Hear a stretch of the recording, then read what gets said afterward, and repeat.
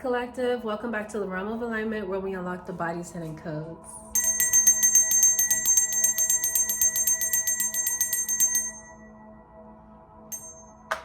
Lovely. Happy Thursday, everybody. It is the day of expansion. We're jumping right into the questions. We don't have time to waste because the work is getting real. Okay, and I want to make sure that you guys get a moment to actually do the work. I try my best not to make the videos long, but then sometimes it just happens. So I'll try to keep this nice and short for you guys. And the first question is, what does integrity look like to you? With the work that we've been doing so far, I think that we can at least identify integrity. Now, integrity is doing something from a pure heart, not looking for anything back in return, not looking for, praise. You're not looking for a reward. You're genuinely just moving from a space of love and compassion because that's just who you are, because it just makes you feel good to treat people with a level of decency. Now, this may not be something that's common for a lot of people. If you're honest with yourself, a lot of people have trouble understanding what discernment actually looks like on a day-to-day basis. And it's when you can treat the janitor, the floor cleaners, the people who change the garbages, the people who do all of the community work. It's when you can treat those people on the same level as the way you would treat a celebrity that you're meeting. All humans are equal. All people are equal. Everybody is on the same level and deserves the same amount of respect until proven otherwise. Now, integrity is deeply connected to the pineal gland and the first eye chakra because it is a part of your discernment. Through your integrity is how you will be able to discern people and situations around you, your emotions, everything, messages that come to you, all of it. Now, how your discernment works is you being in your most authentic version. This is where it gets tricky. Now, I know for myself, I have struggled with being in my most authentic energy because a lot of the times I would find myself cloaking my energy and trying to protect a part of myself that I didn't want people to see because I felt like was too vulnerable and people wouldn't, be kind to that part of me or love on that part of me or treat that part of me with respect. So I would cover that part of me in an attempt to really protect that aspect of myself. So when I came to the conclusion that shielding myself in such a way meant for me to step outside of my authenticity and show up in a performative energy was doing way more damage than actually protecting me, is when I started to realize, wow, this is where I step outside of my integrity. And then this is where behaviors can be a little, off-putting.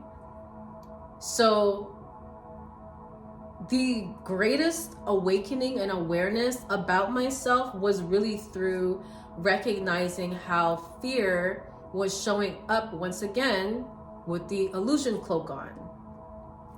It was cloaked in intuition. So identifying what integrity looks like to you and how you show up in your life. And then you can ask yourself, am I showing up in all of these spaces with this attitude? Because a lot of people, for example, for the people who call themselves givers, all I do is give, I give, I give, I give. You openly call yourself a giver, right? You openly identify with the fact that you are borderline people pleasing. You are a people pleaser.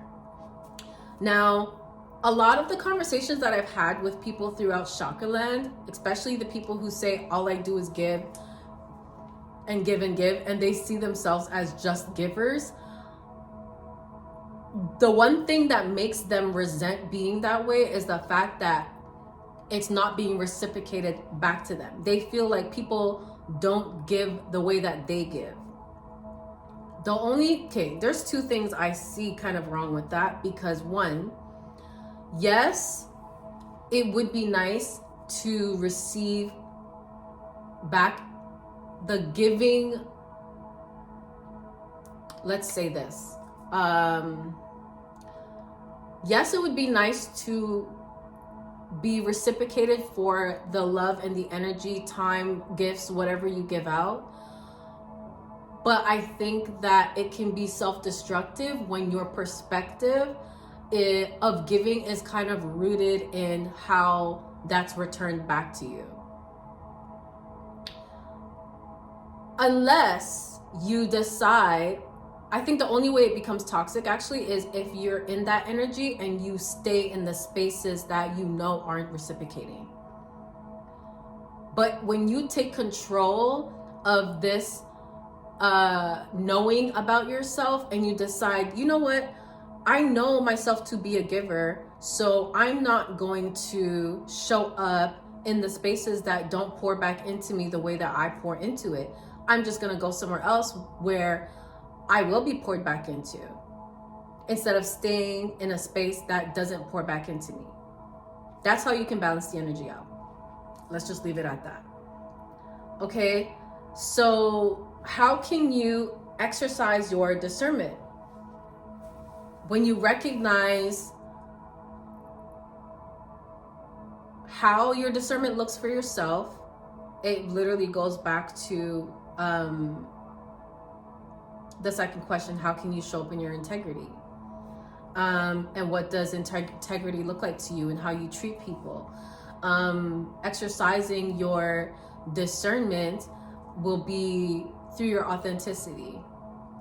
If you show up 100% authentic, I believe everything else outside of you will have to also show up authentically. Even if it doesn't initially show up authentic, it'll eventually reveal itself.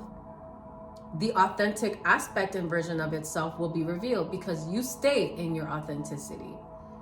So that's, discernment really does the work for you when you are authentically embodying your own energy.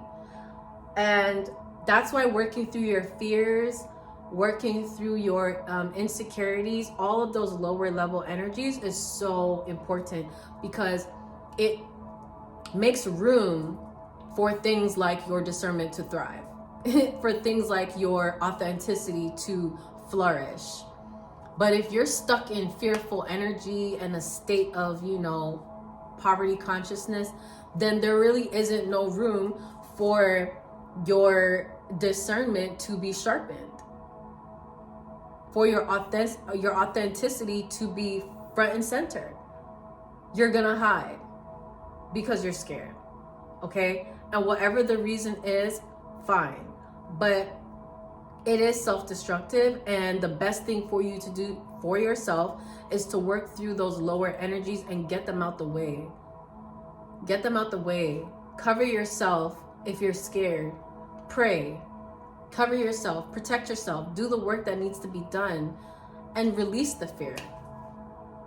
Okay? Especially if you're somebody who's been doing the work and you've been moving in this world with love and integrity, you really don't have to be fearful. That's not even your energy. That's external energy projected onto you that you're embodying. Yeah, that's what I'm learning. So don't allow yourself to fall away from, the beautiful things in life because of those external energies. Really G-check the lower consciousness and put it in its place until you're ready for it. That's it. Okay? Now, travel into your inner vision. And what does your highest self look like? Okay, let's do some reflecting here. What does your higher self look like? When you really think about that, what does he or she show up as?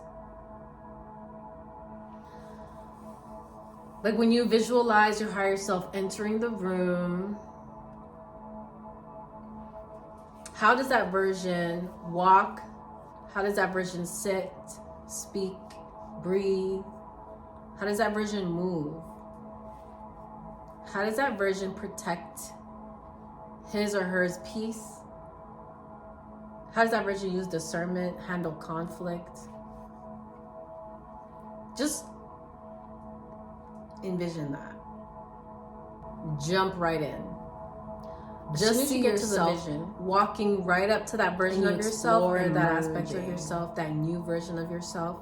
Embody when you merge with that aspect of yourself, find a mirror in your mind that can reflect that reflection back to you, and go and stand in front of that mirror and look at yourself. What does he or she look like?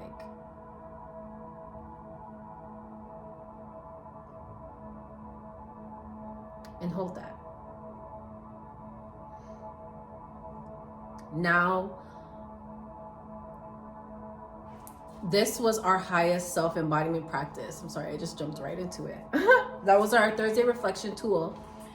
As we are becoming aware of our highest self and what he or she looks like, what behaviors would your highest self no longer negotiate with? Fear. I'm not negotiating with fear anymore. What do I need to be fearful of? I'm God's child.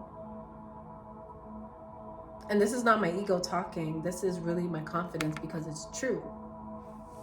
I'm sorry, guys. I don't know why I put my foot on that. Everybody has their own story. You know where you show up, how you show up, and what your life has looked like. When I think to myself about what I would no longer negotiate with and the reasons behind it, the reasoning is truly because, like, God has already told me I don't need to be in fear. A part of my disobedience is choosing to still be in that space because it's comfortable. Like, we're not doing that anymore. I'm not negotiating with that anymore. Because if God said so, then what am I worried about? What am I scared of? There's really no need to be scared. A lot of you are so covered and protected, and it's like you're operating out of fear because that energy is being projected onto you. Grab that energy up, okay, and choke it. I'm joking.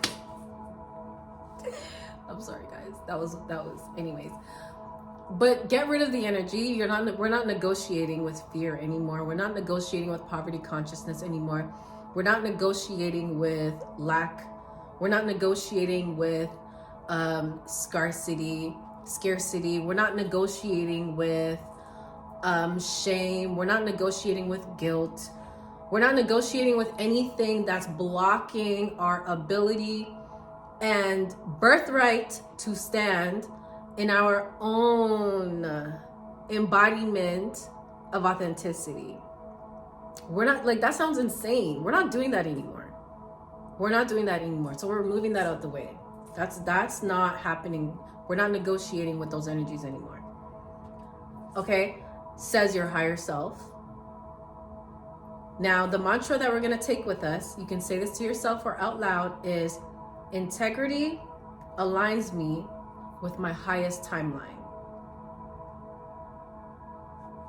Integrity aligns me with my highest timeline. The next one is, my highest self is built through choices, not fantasy.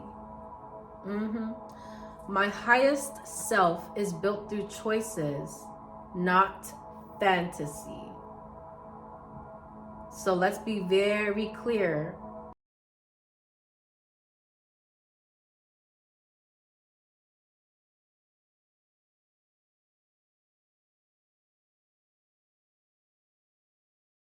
On what our highest self is making decisions about, not just moving through the world all glamorous and creating this illusion of high life energy. Try to stay away from that. That's not what we're doing. We're not creating more illusions. We're thinking about the actions, the choices that are being made that solidify you embodying the highest version of yourself. It's your choices. It really comes down to your choices, nothing else. It doesn't matter how much expensive clothing you buy, how nice of a car you get, how nice of a place you have, what restaurants you go to eat at, the makeup you buy, the haircut that you get, the lineup you get, the barber you go to, the pictures you take, the vacations you go on. None of that matters. It's about the choices that solidify you being in your highest version of yourself. The choices. Take your time. Okay, this is not going to be a walk in the park once again. So be patient with yourself and trust the process. I love you guys so much. I'll see you on Friday. Peace. Aligned, activated, ascended.